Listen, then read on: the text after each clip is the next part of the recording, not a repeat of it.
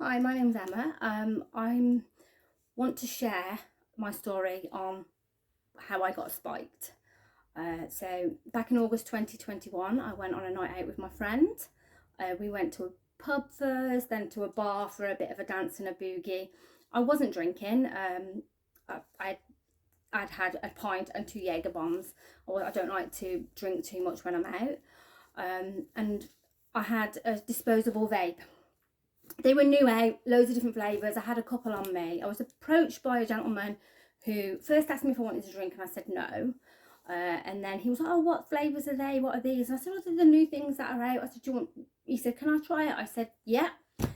Didn't think anything of it. Passed it over to him. He turned his back on me and went to by the toilet door, which was like in view still. I could see him. He didn't go out of view.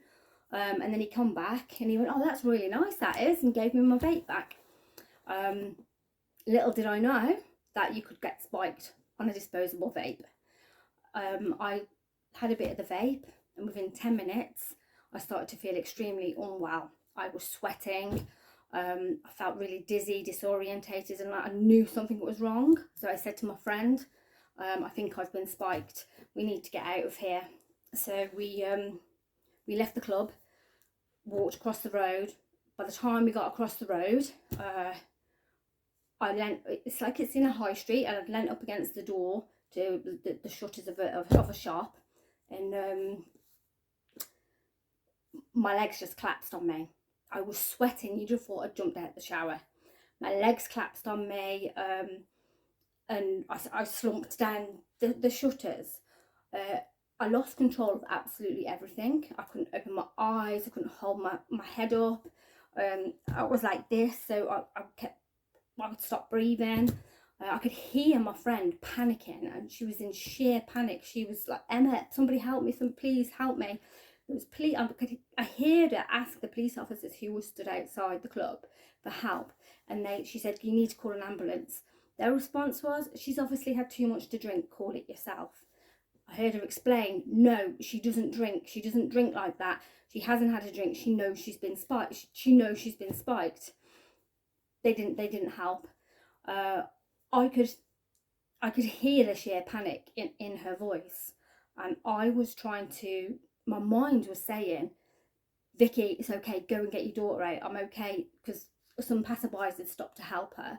"I'm okay. Go and get your daughter out." And I could hear them saying, "Oh my God, she's absolutely soaking," but I was shivering. But the words weren't coming out. It was like I was processing it and I was trying to say it, but nothing was coming out. I couldn't open my eyes. I couldn't do anything. I couldn't move. I ended up losing control of my bodily functions and wetting myself. And I just kept thinking, "Oh my God, what is going on? What is happening?" An ambulance was called. I was going in and out of consciousness. I remember getting on the stretcher and throwing up. I think I did. It's a little bit vague. And I remember waking up in the hospital. Now, bearing in mind, I'm not in my own town. I'd got no money on me. Vicky had taken my bank card just in case anybody went through my bag. So I've got no money on me. My phone was about to die. And I'm waking up in this hospital, and I'm sat there and I'm asking for help, asking what's gone on. And I was told, "Oh, you've had too much to drink." And I was like, "No, I haven't drank that much. I've been spiked. I know I've been spiked." And I was trying to unlock my phone, but my body still wasn't working properly. So I asked the nurse to help me unlock the phone so I could ring my husband. And as soon as I rang him and I said, "I've been spiked, I'm in hospital," my phone died. So I'm stuck in hospital, sat in my own pee, not really being able to move much because my body wasn't functioning properly. Freezing. I asked for an extra blanket. No phone. No money.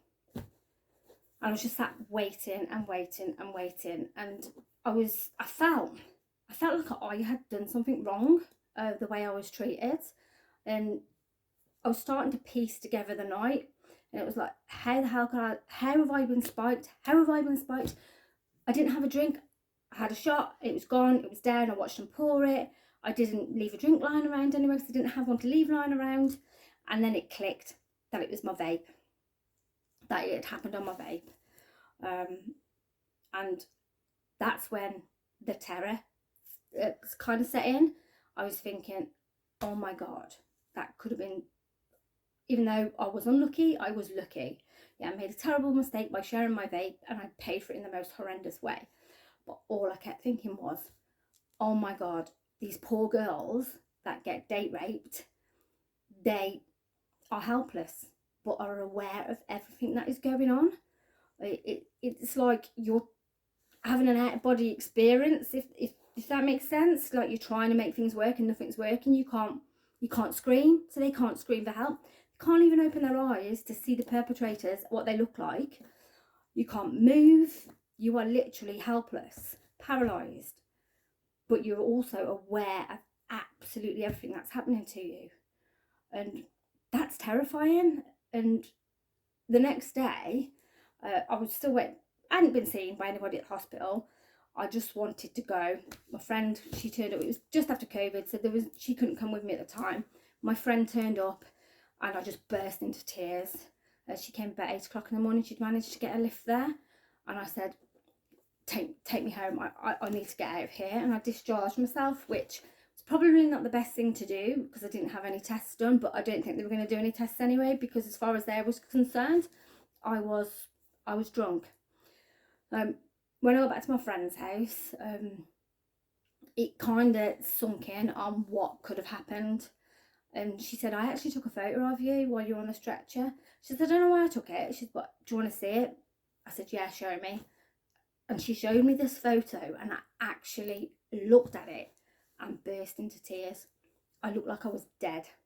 That's the only way I can describe it. I looked like I was dead. And she said, I don't know why I took it. She said, but I know, you know, you might have wanted to see it. And I said, send it me, please. So she sent it me. And then the next day, I was thinking about things and what had happened and what these poor girls go through. And I decided to do a Facebook post and share the picture to raise awareness. Because I'm really, really cautious when I'm out. But no way did I expect to get spiked on my vape. And I was also feeling like these girls get let down, and men, whoever it is, get let down. And I can understand why they don't come forward. They treated me like I'd done something wrong, and I was the victim. Yet I was trolled on Facebook. I was told I was stupid. I got no help from the police on the night, no help from the hospital. And I felt degraded, and I hadn't been raped, I hadn't been sexually assaulted, I'd just been spiked. So I thought then, no, I've got to start raising awareness on spiking and what effects it has on people. I mean, I'm a strong person, but my mental health it took a toll, because I just couldn't understand why this had happened. And I'm 44. I was 43 at the time. I don't go out. I'm a social butterfly. I don't go out to meet men. I like to talk to people. I'm married. I've got 3 kids. And it's sunk in then. He'd asked me for a drink earlier at the night, and I'd said no. And then he came back with my vape. And I thought, if they get their eyes on you and they pick you out in a club or wherever you are, they're going to do whatever they can to get you. And I'm just so lucky that my friend was with me, and she was straight on the ball, and she got me out and she got me the help I needed. And the thought of what could have happened, it's doesn't even bear thinking about. To be fair, it's these poor girls that go through, they get date raped. They don't know who's doing it because they can't see them.